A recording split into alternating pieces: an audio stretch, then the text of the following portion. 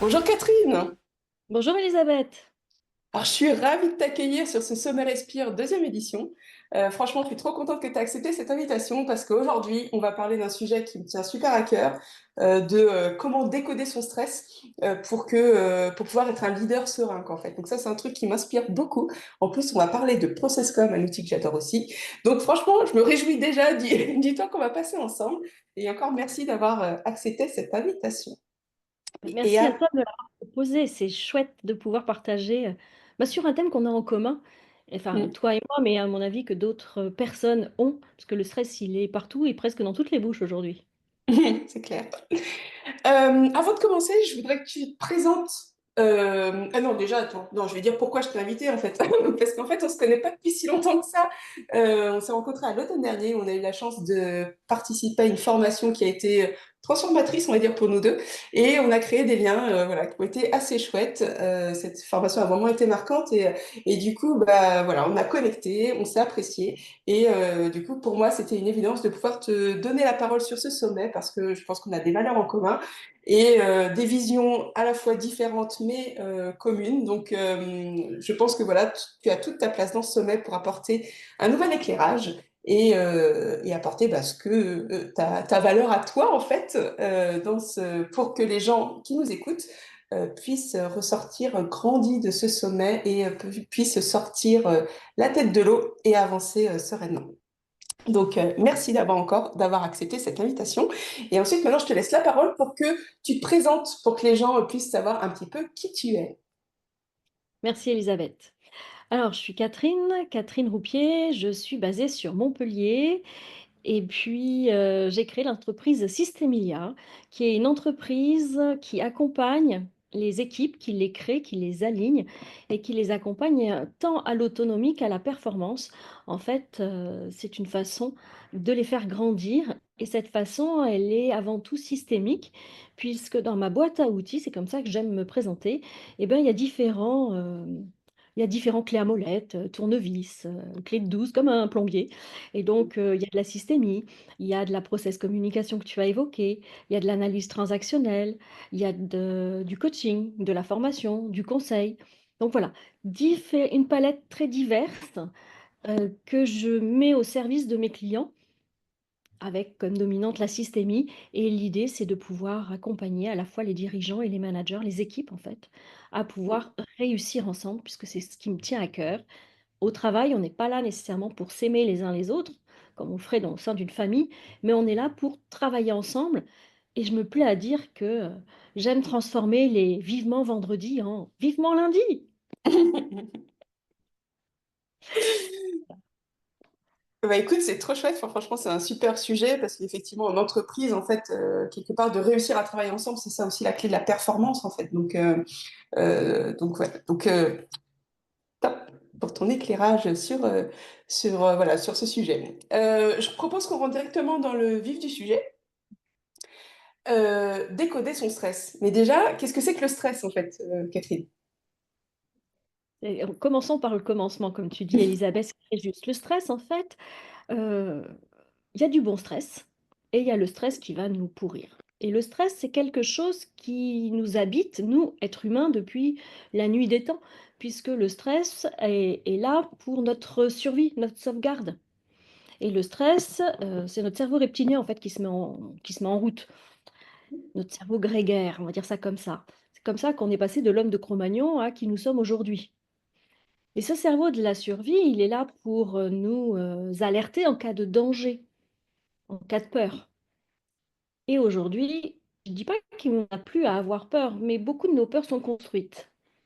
Ce qui fait que le stress est pour beaucoup une construction de l'esprit.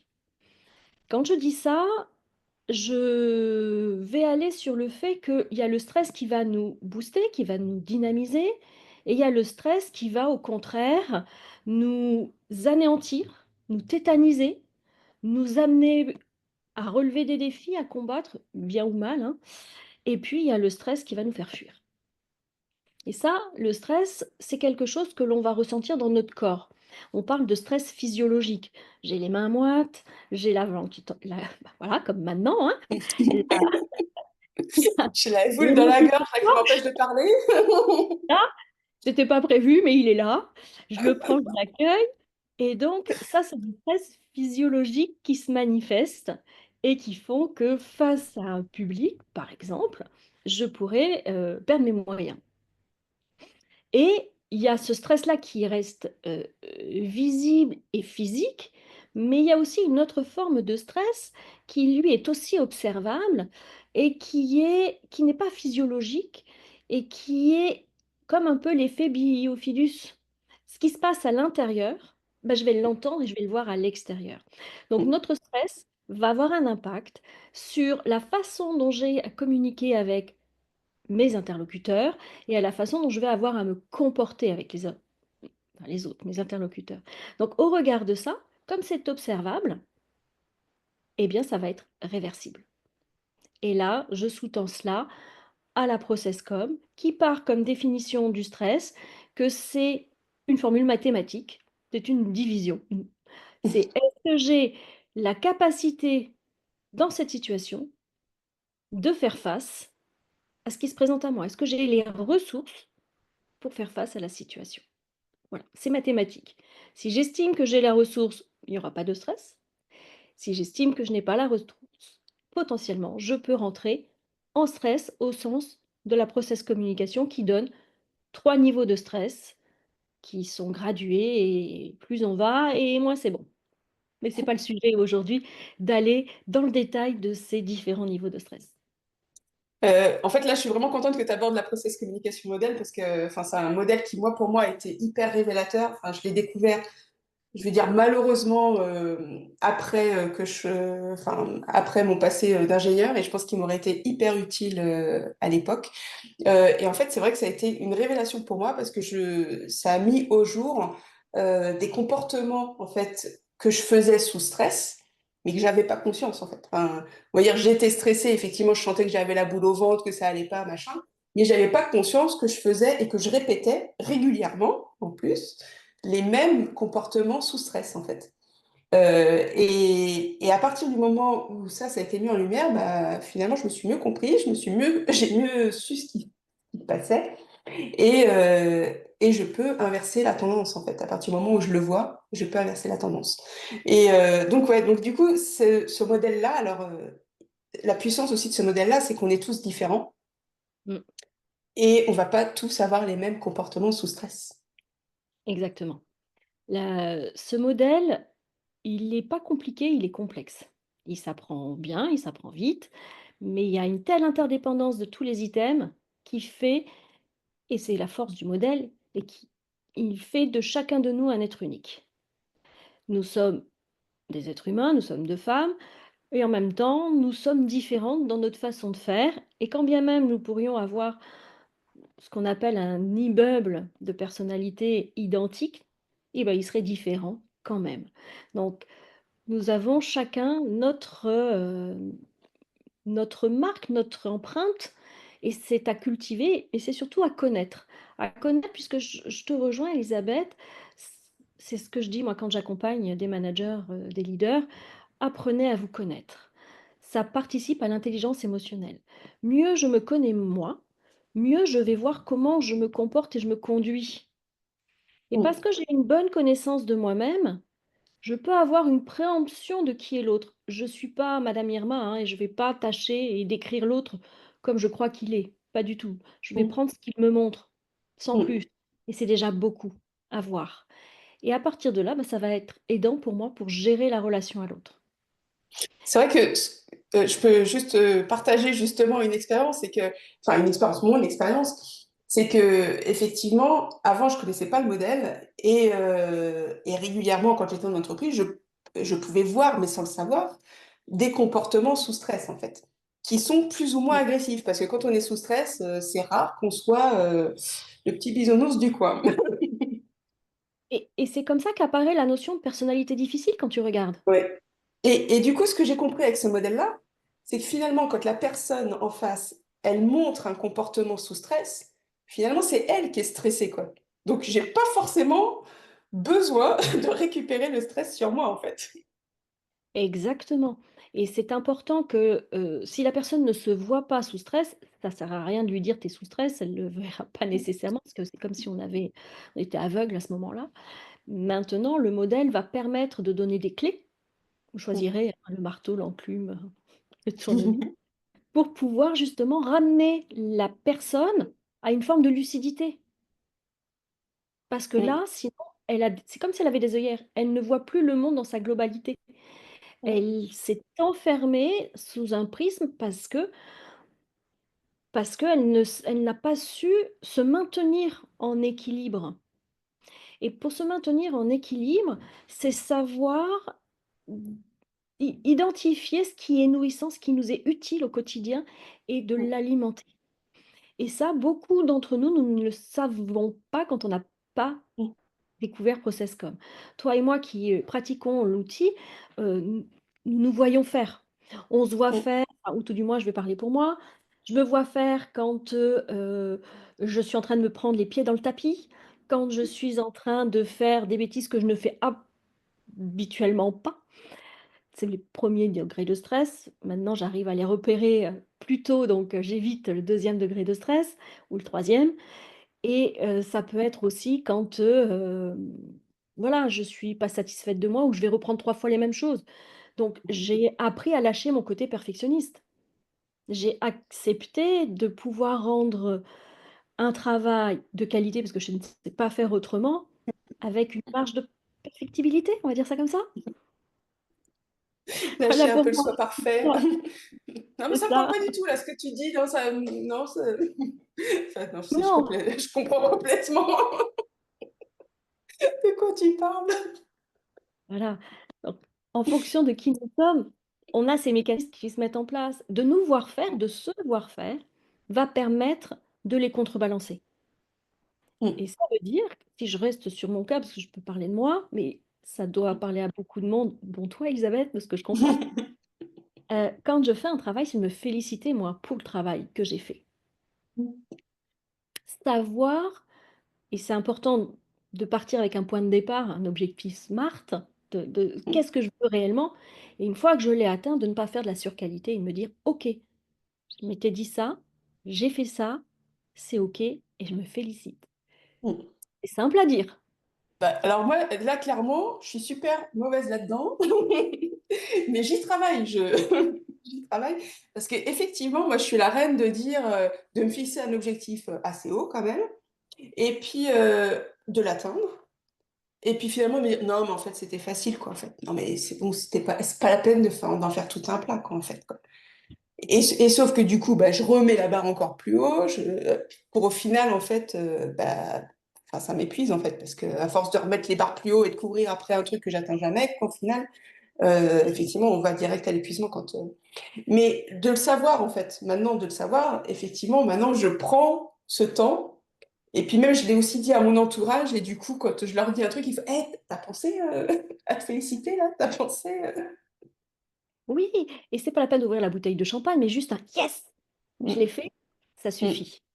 Donc ça participe à savoir ce qu'on appelle des signes de reconnaissance, savoir s'en donner à soi, ne pas les mm, attendre de l'extérieur et être autonome dans ces mm. signes de reconnaissance positifs, hein.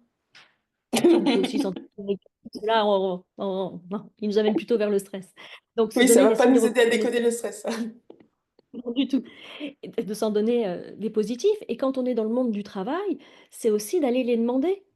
Je Mm, pourrais venir te dire: «Alors Elisabeth, tu as pensé quoi de ça, ça, ça?» parce que j'ai besoin de ton feedback. Si tu mm, ne me le donnes pas naturellement et que moi je mm. sais en avoir besoin, je vais aller te le demander. Donc c'est important de savoir aussi en demander, savoir Et aussi de demander, enfin, finalement, de façon précise de ce qu'on a besoin, parce que c'est pas juste aller demander, chef, qu'est-ce que tu penses de moi, en fait. C'est pas juste ça, parce que là, forcément, le chef, il va être bien embêté, en fait, déjà pour arriver à faire un retour et qu'il puisse en plus te nourrir, en fait. Donc, tout mais à par contre, c'est d'y aller, en fait, de manière précise, dire, bah voilà, alors moi, typiquement, j'ai un besoin de reconnaissance pour mes résultats. Donc, c'est sûr que si je vais voir mon chef pour lui dire, bah voilà, qu'est-ce que tu penses là de l'atteinte de mes objectifs? Là, forcément, il va me faire un feedback qui va être intéressant pour moi et qui va nourrir mon besoin de résultats si j'ai atteint mes résultats, quoi. Enfin les résultats que je voulais. Par contre, si je vais juste le voir en lui disant bah, tu penses quoi de moi? Il va me dire t'es vachement sympa, quoi. Bah oui, mais je m'en fous, moi. Je veux savoir si j'atteins mes résultats. Tout à fait. Et il y a des personnes qui, comme toi, vont vouloir avoir des retours sur l'atteinte des résultats. Il y a Mm, d'autres personnes qui vont vouloir avoir ce qu'on appelle des signes de reconnaissance, mais sur leur engagement, l'implication qu'elles ont eue à mm, faire la tâche. Quand mm, d'autres auront besoin d'être validées dans leur expertise, dans la mhm, compétence qu'elles ont engagée.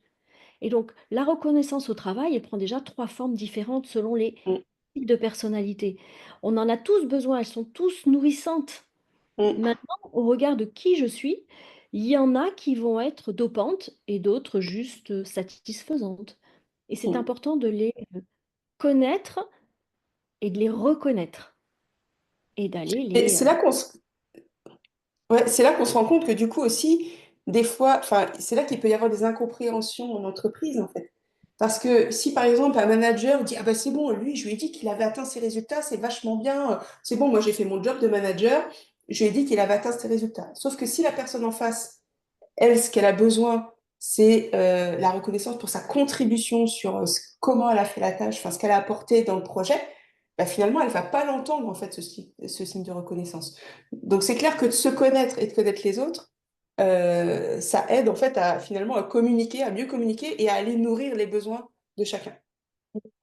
Et c'est très juste ce que tu dis, puisque en intervenant dans le monde de l'entreprise, il m'arrive d'avoir des managers qui me disent, mais pourquoi je vais le reconnaître pour la qualité de son travail, pour l'implication qu'il a dans son job?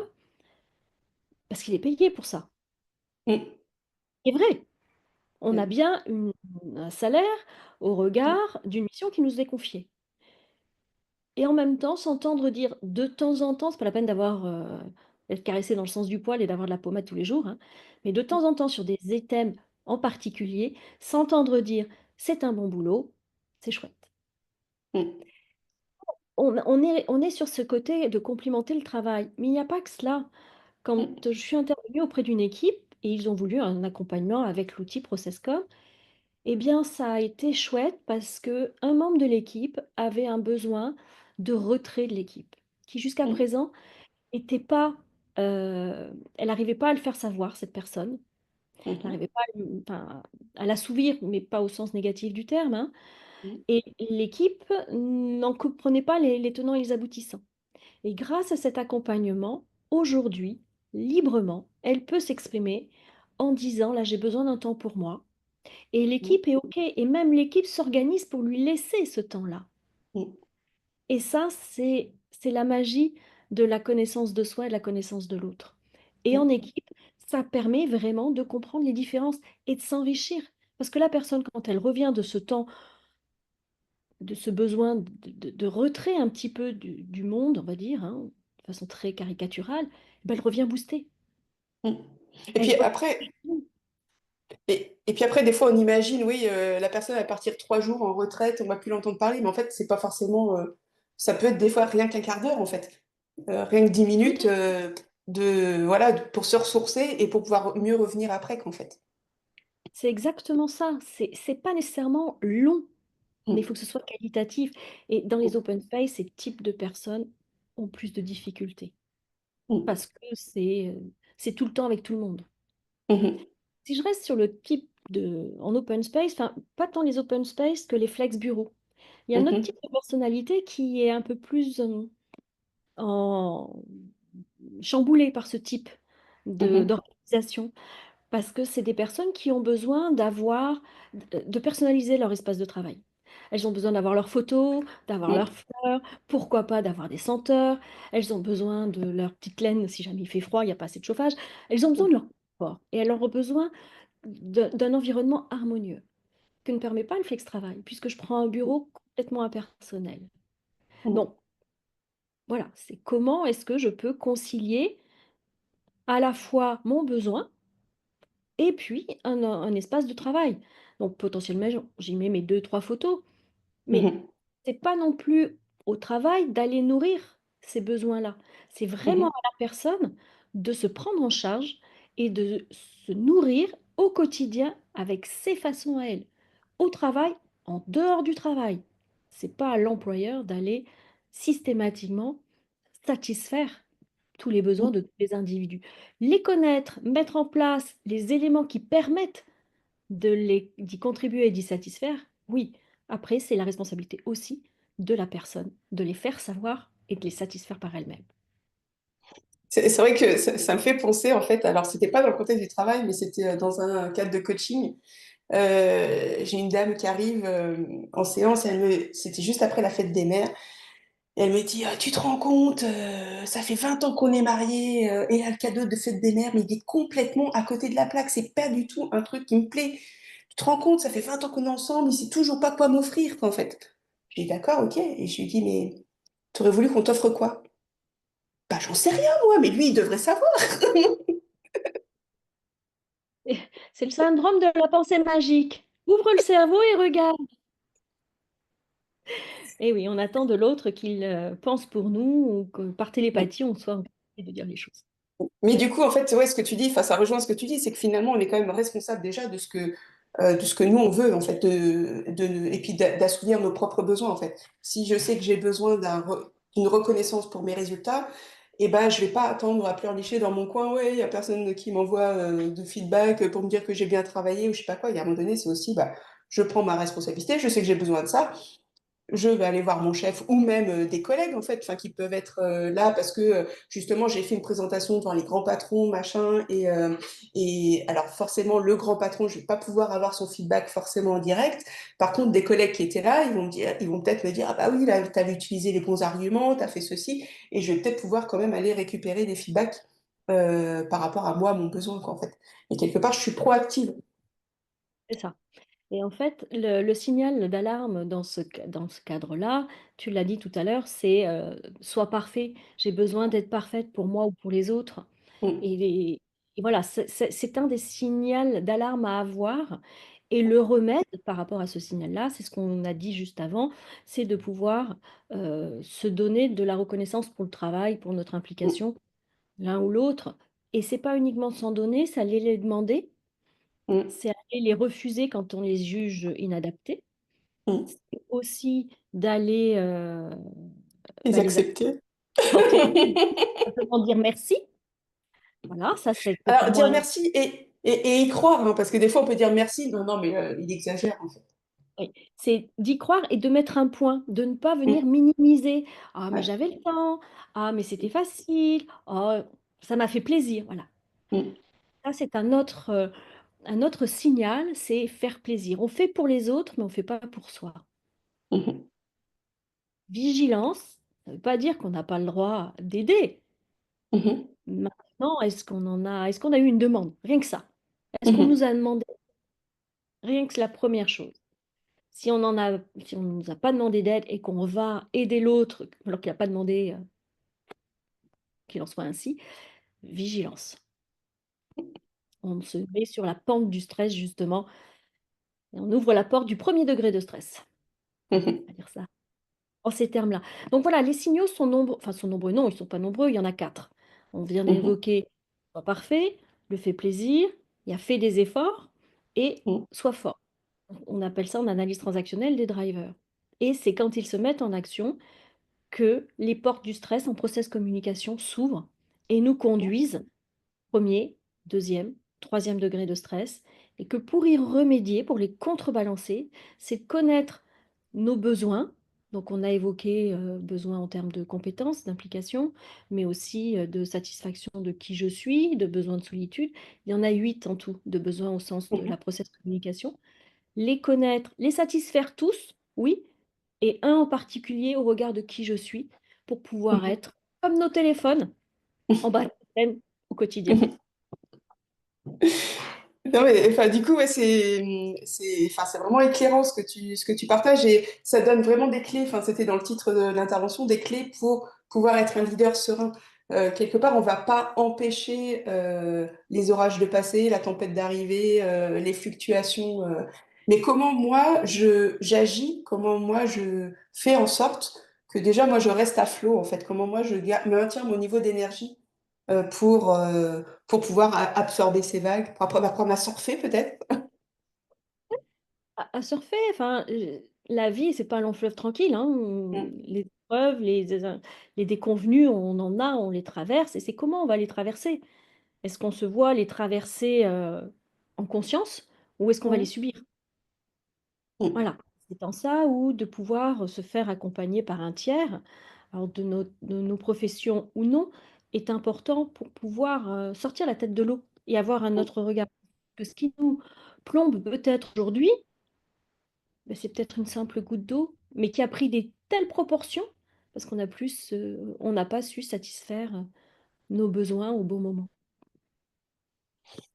Et du coup, toi, pour toi, ça serait quoi les clés indispensables là, pour resynthétiser, en fait? Ça serait quoi pour toi les clés indispensables pour pouvoir être un leader serein?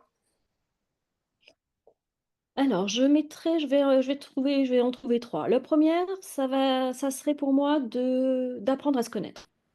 Mhm, Qui je suis en tant que leader, comment je fonctionne, à quoi je réagis, à quoi je ne réagis pas, qu'est-ce qui est sensible pour moi, quel est, heu, quel est mon hameçon, qu'est-ce qui fait que je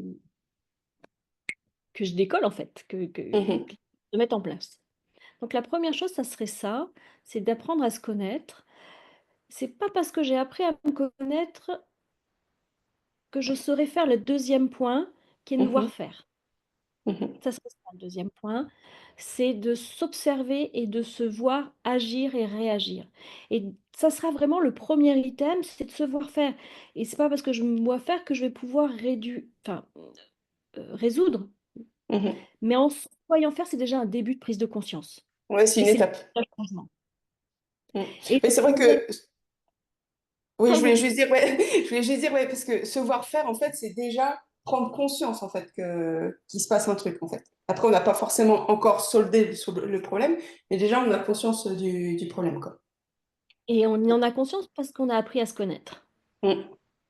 Pour Ok. moi, l'un ne va pas sans l'autre et c'est le début du changement, je disais, parce que ça nous conduit au troisième point, parce que je me connais, que je me vois faire. Je vais pouvoir T'as faire ta boule? la gorge sèche, que je vais pouvoir faire différemment et Mm. donc je vais pouvoir mettre en place mon mécanisme de solution. Mhm. Voilà, se faire un massage, une balade en forêt, prendre un bon bouquin, se lancer dans une méditation, bosser sur son calendrier, des 3 mois à venir, faire le check-up des, objectifs atteints.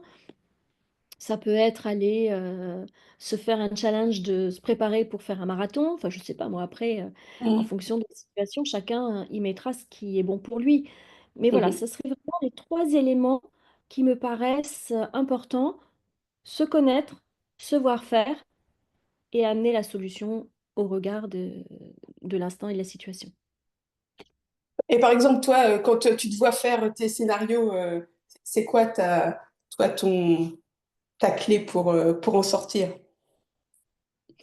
Ah bah, moi j'adore les massages, enfin moi j'ai vraiment besoin de ça et avec le temps je suis arrivée à faire un massage par mois, qui était, impensable il y a quelques années et quand je suis sous tension, sous pression, au sens où j'ai une activité qui est intense et bien là, ça peut aller à un massage par semaine parce que je sais que c'est ça qui va recharger mes batteries pour moi Mhm. et c'est presque un incontournable pour ma santé physique, mentale et la qualité de service que j'offre.